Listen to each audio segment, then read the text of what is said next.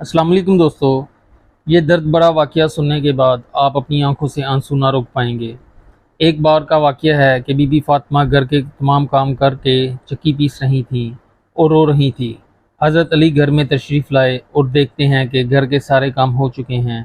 बीबी फातिमा चक्की पीस रही हैं और रो रही हैं। हज़रत अली बीबी फातिमा से पूछने लगे, ए फातिमा, तुम क्यों रो रही हो और ये पानी किस लिए गर्म हो रहा है? इतना सारा आटा एक साथ क्यों पीस रही हो?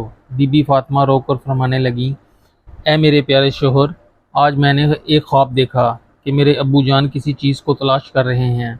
मैंने इनसे पूछा, ए अब्बा हजूर, आप किस चीज़ को तलाश कर रहे हैं? तो मेरे प्यारे अब्बा जान ने फरमाया, ए फातिमा, मैं तुझे तलाश कर रहा हूँ। बीबी फातिमा रोकर फरमाने लगी, आज का दिन मेरा इस दुनिया में आखिरी दिन है। आज मैंने अल्लाह को प्यारे हो जाना है। हज़रत अली ये बात सुनकर बहुत ज़्यादा रोने लगे और फरमाने लगे, ए फातिमा, अभी तक तो प्यारे आका सरवर कायनात सल्लल्लाहु अलैहि वसल्लम के बिछड़ने का गम हमारे सीने में ही है और तुम अपने बिछड़ने की बात कर रही हो। मैं तेरी इस जुदाई के गम को कैसे बर्दाश्त करूँगा? तो बीबी फातिमा फरमाने लगी, जिस तरह आपने मेरे अब्बा हजूर की जुदाई का गम बर्दाश्त किया है, इसी तरह मेरी जुदाई का गम भी बर्दाश्त कर लीजिएगा। हज़रत अली पूछने लगे कि ये पानी क्यों गर्म कर रही हो? इतना आटा क्यों पीस रही हो? आज के दिन भी तुम ये काम कर रही हो? बीबी फातिमा रो कर फरमाने लगी, ए मेरे प्यारे शोहर, मैंने आपके और बच्चों के भी हुकूक अदा करने हैं। मैं पानी इसलिए गर्म कर रही हूँ ताकि अपने बच्चों को नहला सकूँ।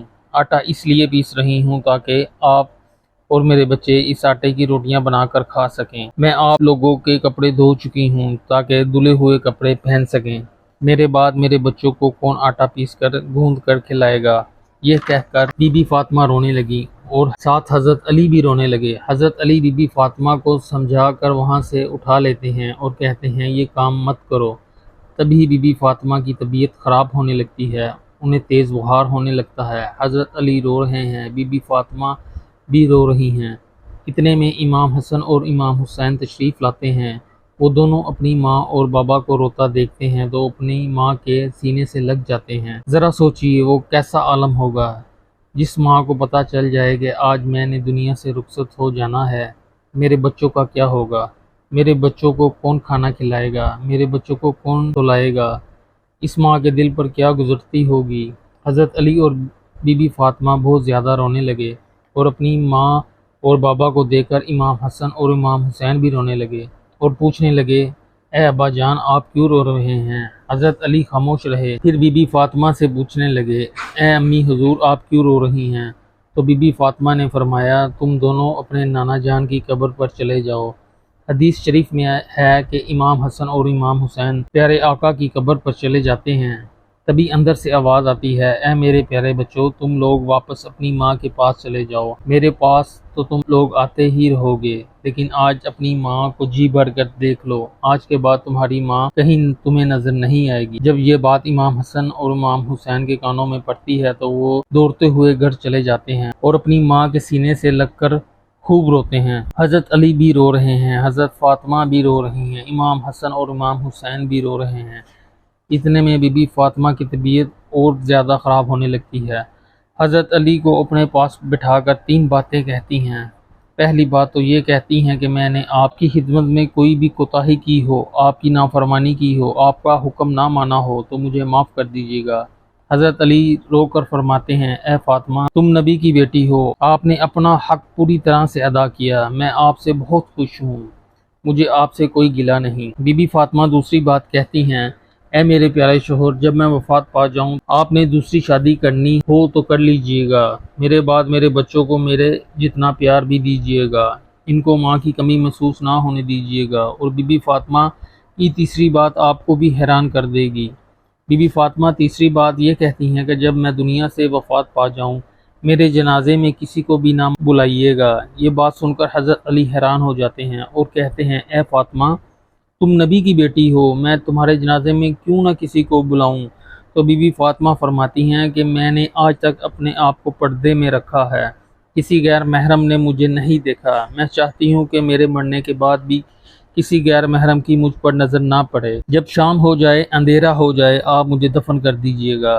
یہ بات سن کر حضرت علی رو رہے ہیں، بی بی فاطمہ رو رہی ہیں، امام حسن اور امام حسین بھی رو رہے ہیں۔ سوچئے ذرا وہ کیسا منظر ہوگا جب ماں ہمیشہ کے لیے رخصت ہو رہی ہے اس دنیا سے اور اس کے بچے پاس بیٹھے رو رہے ہیں۔ یہ الفاظ کہہ کر بی بی فاطمہ ایک بات اور فرماتی ہیں کہ میں نے آج روزہ رکھا تھا، میرے ابو جان نے میرے خواب میں آ کر یہ کہا ہے کہ فاطمہ تو سحری کر علی کے دسترخوان میں اور افطاری کرنا میرے ساتھ، اپنے پیارے ابو جان کے ساتھ۔ یہ کہہ کر بی بی فاطمہ اللہ کو پیاری ہو جاتی ہیں۔ بی بی فاطمہ کو کفن پہنایا جاتا ہے، ان کا جنازہ اٹھایا جاتا ہے۔ روایت میں آتا ہے جب بی بی فاطمہ کا جنازہ اٹھایا جاتا ہے تو ایک طرف سے حضرت علی کاندھا دیتے ہیں، دوسری طرف سے امام حسن کاندھا دیتے ہیں، اور تبھی وہاں سے ایک صحابی حضرت ابو ذر غفاری پہنچ جاتے ہیں۔ تبھی حضرت علی ان سے فرماتے ہیں آج نبی کی لاڈلی بیٹی کا انتقال ہو گیا، ایک طرف سے تم ان کو کاندھا دے دو۔ تبھی یہ جنازہ اٹھایا جاتا ہے۔ روایت میں آتا ہے کہ دونوں معصوم بچے حضرت امام حسن اور امام حسین رو رہے ہیں، حضرت علی رو رہے ہیں، حضرت ابو ذر غفاری بھی رو رہے ہیں، اور جنازہ قبر کے پاس رکھا جاتا ہے، قبر کھودی جاتی ہے۔ حضرت علی اس قبر کو دیکھتے ہیں جس قبر میں بی بی فاطمہ کو رکھنا ہوتا ہے۔ حضرت علی بہت زیادہ روتے ہیں اور ان کی داڑھی اور ان کے کپڑے بھیگ جاتے ہیں۔ حضرت علی کبھی بی بی فاطمہ کو دیکھتے ہیں، کبھی اپنے بچوں کو دیکھتے ہیں۔ یہ منظر دیکھ کر حضرت ابو ذر غفاری بھی روتے ہیں، قبر سے کہتے ہیں اے قبر تجھے پتہ ہے یہ جنازہ کس کا ہے؟ یہ آقا کریم کی بیٹی کا جنازہ ہے، یہ علی کی بیوی کا جنازہ ہے، یہ امام حسن اور امام حسین کی والدہ کا جنازہ ہے۔ تبھی قبر سے آواز آتی ہے میں رشتہ دار نہیں دیکھتی، میں اعمال دیکھتی ہوں۔ دوستو یہ آواز تو ہم جیسے لوگوں کے لیے تھی جو گناہ گار ہیں۔ بی بی فاطمہ تو ہر گناہ سے پاک تھیں، وہ تو جنتی عورتوں کی سردار ہیں۔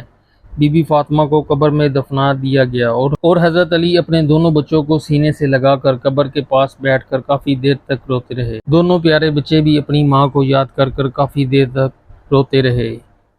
یہ ہمارے پیارے نبی کا گھرانہ ہے جو جنت کے لوگوں کے سردار۔ نافرمان تو ہم لوگ ہیں جن سے قبر ہزار سوال کرے گی، کون سے اعمال لے کر میرے پاس آئے ہو۔ اللہ تبارک و تعالی ہم سب کو نیک اعمال کرنے کی توفیق عطا فرمائے، آمین۔